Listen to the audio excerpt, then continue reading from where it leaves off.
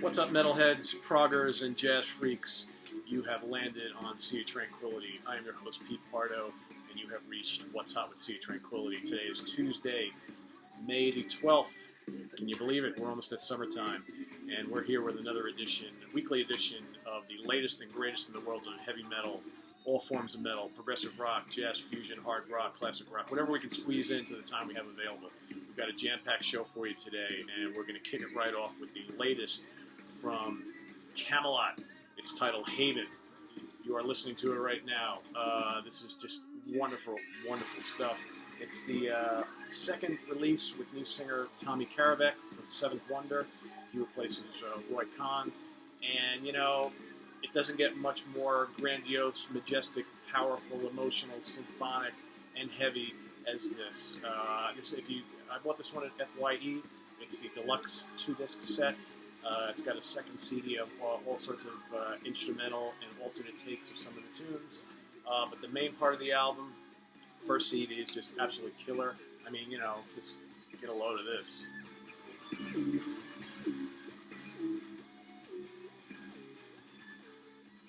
You know, heavy guitars, symphonic keyboards, just wonderful melodic vocals. I mean, I think the guitar riffs on this album are the strongest they've had in ages.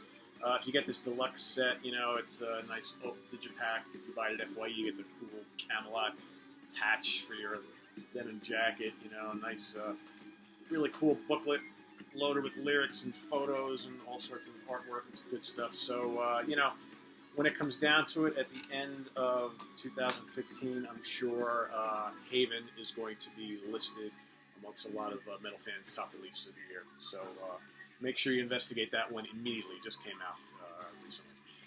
Another recent release, and you know, this one for me is actually kind of cool. It's called Extermination from Raven, new wave of British heavy metal stalwarts. Raven. These guys have been around forever. You know, going back to the early '80s when I was a teenage metalhead, just getting into all this stuff. You know, the new wave of British heavy metal was just becoming very popular, just coming onto the scene. And, you know, I was totally into bands like Saxon and Maiden and Motorhead and Venom and, you know, Tigers Pantang and Diamond Head. And, you know, Raven was there as well. And a lot of people were into them. For whatever reason, they never really clicked with me, you know. Kind of goofy image, you know, you had the Gallagher brothers, weird stage get-ups, and, you know, music was okay, but for some reason, I just never really got into them that heavily. However, this is a really, really cool CD. It's heavy as all hell. It will take you back to 1982, and, you know, for folks who are in their 40s, early 50s who have been listening to this stuff for all these years, that's what you want. You want something that sounds like, takes you back to a classic era, and this totally does. I mean, the kickoff track is called Destroy All Monsters. It's one of the coolest, like, classic metal songs I've heard in a while. It's just a lot of fun. And, you know, there's 14 tracks on here, plus a bonus track, and it's a lot of fun. It's heavy, it's catchy, a lot of metal anthems on here, great guitar work, you know, what more do you want? And it's going to make me go back and visit the Raven catalog, which is probably something I should have done 30 years ago, but better late than never, right? Moving on. All right, we're going to go over to Moon June Records. Our wonderful friend Leo over at Moon June, he's been releasing a lot of great artists, international artists in the jazz fusion and prog and avant-garde genres. This latest from Indonesian trio Ligro. It's called Dictionary 3.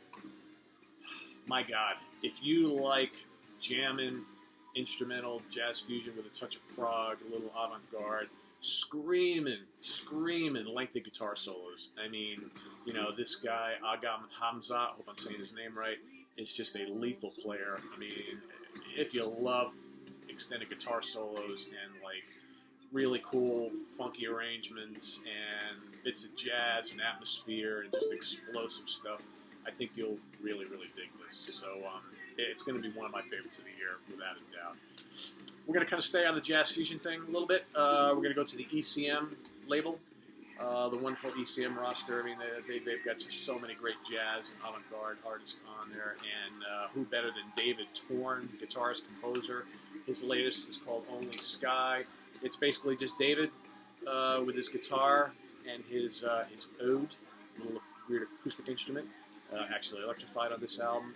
You know, really interesting stuff. You know, very atmospheric, very meditative at times. Then Torn comes in with the loops and, you know, metallic riffs and these crazy Robert Fripp-esque solos, and I like it. Not really background music, not really something you want to put on at a party, but if you really want to sit down and just kind of by yourself and digest some really deep music, I recommend this. David's also on Torn. He's playing, David's also on tour, I should say, not on Torn. He's playing all around the country over the next month or so.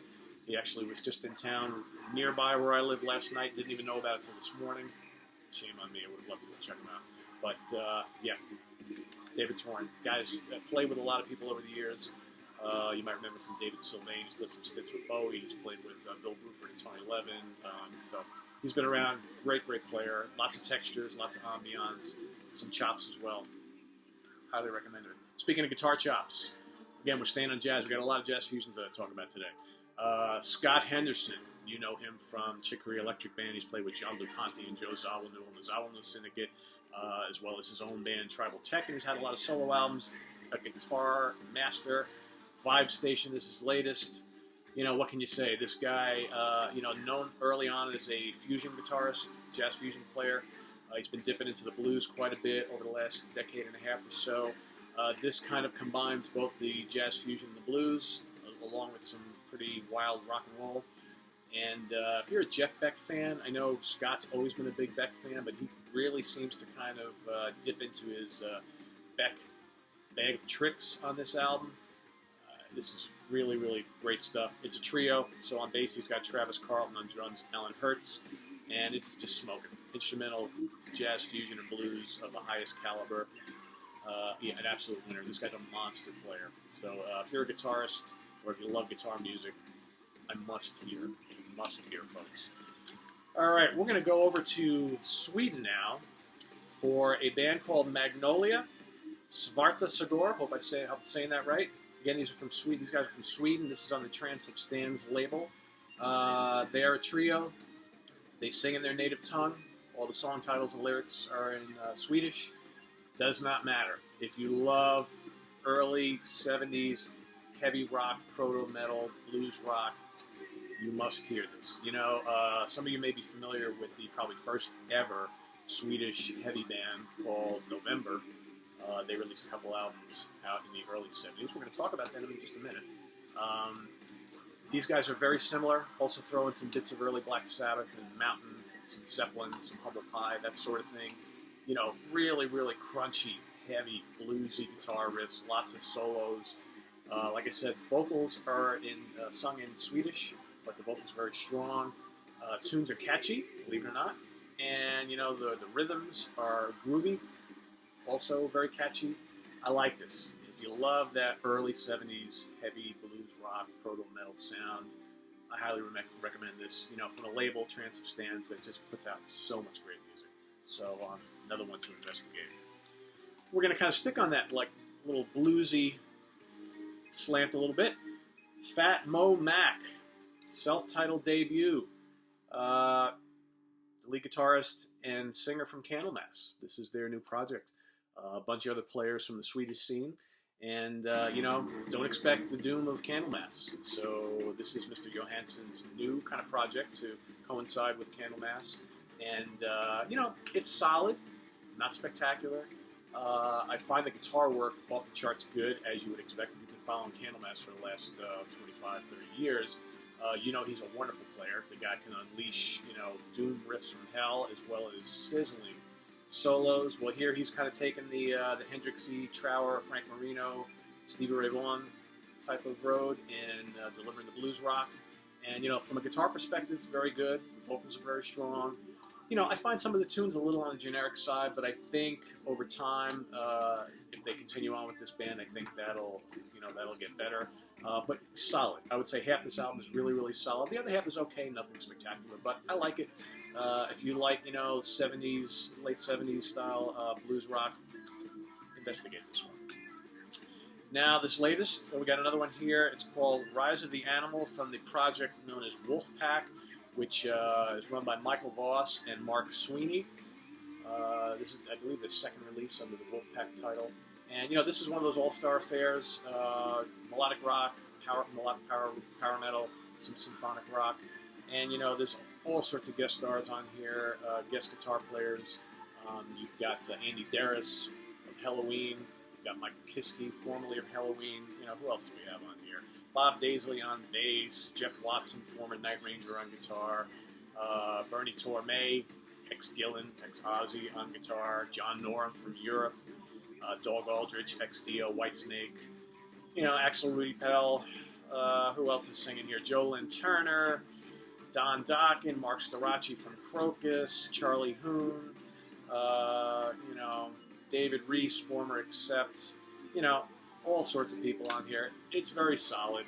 Not the most original thing you'll ever hear in the world, but if you like those, melodic rock and metal albums with all the guest stars, the guest vocalists, it's theatrical, it's rock opera-ish. I recommend this. It's on the AFM label, which, again, very solid. They release a lot of good product. Let's see, on the Blu-ray DVD front, we've got from our friends over at Eagle Rock, we've got Live at Knebworth, the best British rock concert of all time. Was it? I don't know. It was a star-studded event back in the early 1990, actually June 30th. And you've got here snippets from most of the entire day. So you've got Tears for Fears, Phil Collins and Genesis and Paul McCartney and Status Quo, Eric Clapton, Dire Straits, Elton John, Robert Plant with a guest from Mr. Jimmy Page, which is kind of cool. Like I mentioned Genesis, and of course the one and only Pink Floyd. So, very solid. The quality's pretty decent. It's in front of a huge audience, I think over 100,000 people, and, a star-studded event for all you classic rock lovers. Again, you get probably anywhere from 2 to 4 or 5 songs from each artist, so a good sampling of that entire festival. So, again, from Eagle Rock. Now, also on the reissue front, for all you jazz lovers out there, the esteemed, legendary drummer Buddy Rich. It's called Birdland. This is absolutely wonderful. I mean, if you love big band jazz, you can't go wrong here. This is just fantastic. Unfortunately, I'm assuming this is a collection of live tracks. There's no information in the press materials or on the CD about where any of this was recorded or when. So, can't help you there.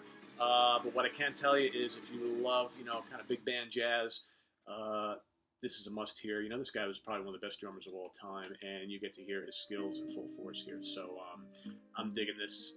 This is kind of my straight jazz pick of the month. So check this out. This is on Caroline Records. So with that, that's the end of the new releases for this week.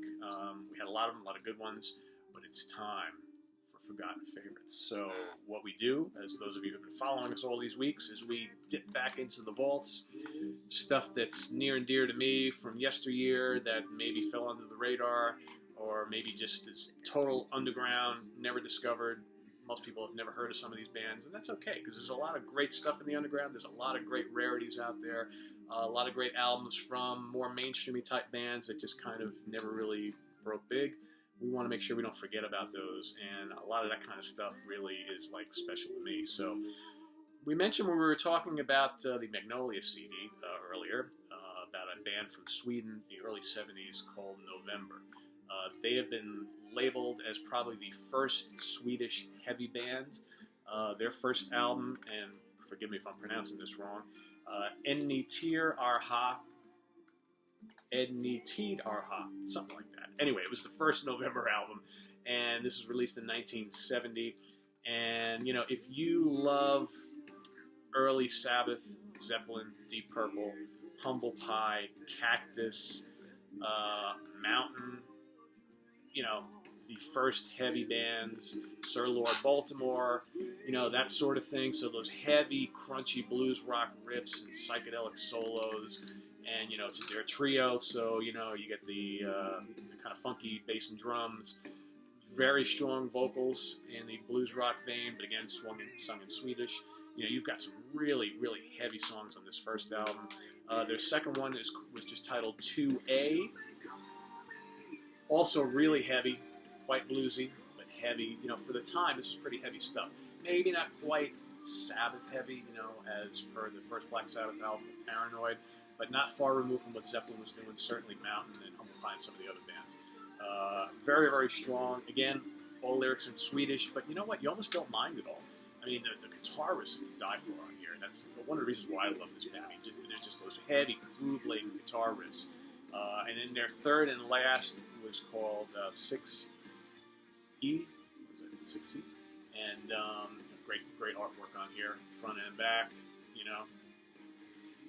Again, three really, really strong early '70s heavy rock albums from November. You know, every now and then you'll hear the name November come up as an influence on some of the younger hard rock and metal bands today. Like I've heard Mikael Åkerfeldt from Opeth talk about November on occasion, and a lot of other heavy bands, especially from the European scene over the last 20, 30 years, will cite November as an influence, and, you know, there's a reason why. So, again, if you love all that early 70s heavy rock stuff, you will want to investigate these three studio albums.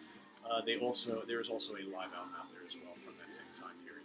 So, with that, we have come to the end of another What's Hot with Sea of Tranquility. Once again, I am your host, Pete Pardo. Thanks again for joining us. Tune in next week, where we will have more new releases, more great stuff from the past, and upcoming weeks we will be visiting once again Steve Keeler of Rock Fantasy and Dan Brown over at the Warehouse, talking about some stuff happening on the local scene. And till then, be safe, keep on rocking, and we'll see you next time.